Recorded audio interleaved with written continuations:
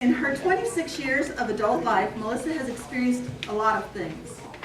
She's a wife, she's a mom, she's a dog owner, she's a business owner, and she's an author. Melissa also loves to read and travel, cook, learn new things, and above all else, help people solve problems. While her days are long, her heart is full, and although she could have chosen any one of these things to speak about today, there is one thing that they all have in common. So today, Melissa's ninth speech on persuasion is called Outside the Comfort Zone.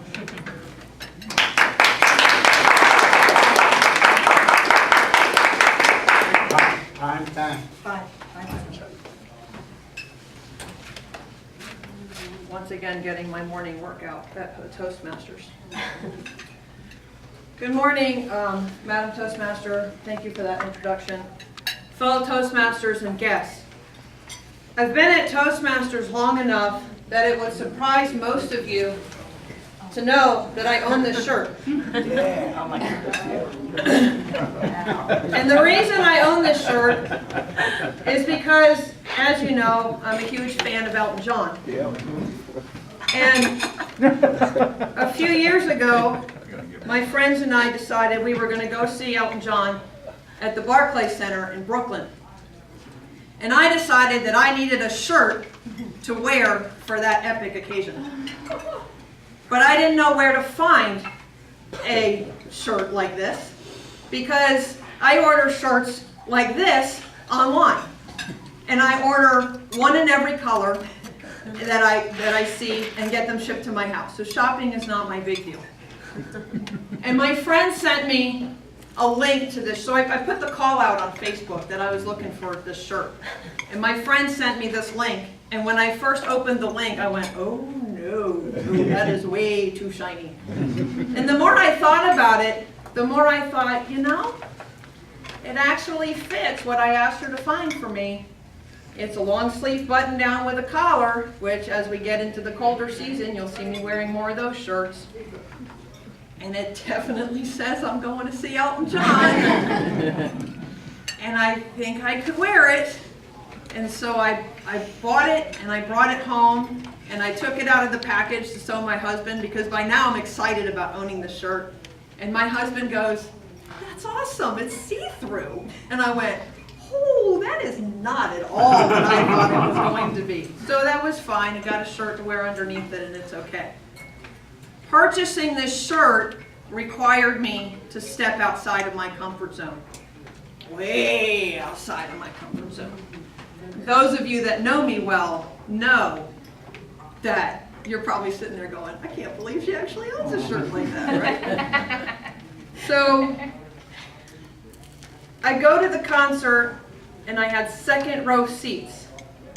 A second row seat. And the reason I had a second row seat was because years prior, my husband and I paid off over $43,000 of debt. The reason I wanted to become debt-free was so that I could have money to go see Elton John. So the flight, the hotel, the ticket, the few extra days in the city that I planned ahead of time, because it was end of December and I wanted to go early to make sure I got there, which really was code for I want to go toward the city for a couple of days before the concert. What I didn't know was that my second row seat provided me a great opportunity. Because at midnight, when all the confetti came down and we all screamed Happy New Year, what's his name, Ryan, somebody who does the, thank you, Ryan Seacrest. He was doing a live remote to the concert, so there was a TV camera right behind me.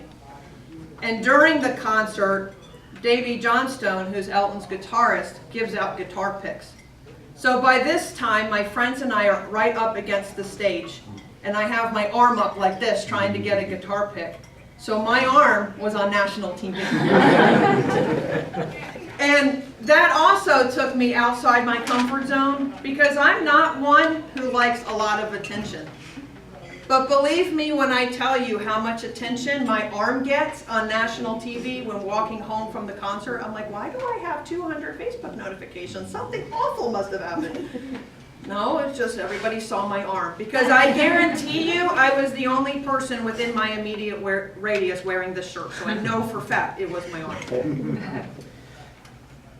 Being married took me outside my comfort zone because I had to move from Charlotte to Wilmington because my husband was stationed at Camp Lejeune. And even though I asked, they would not move Camp Lejeune to Charlotte for my convenience. I moved to Wilmington in 2001, not knowing anyone except the manager of our apartment complex and my husband. That was the first time in my life I had ever moved somewhere where I knew no one. And I've managed okay. Getting out of debt took me outside the comfort zone because even though our finances were in a mess, that mess was comfortable for us. And we had to completely shift the way we thought about money in order to pay off all of our debt.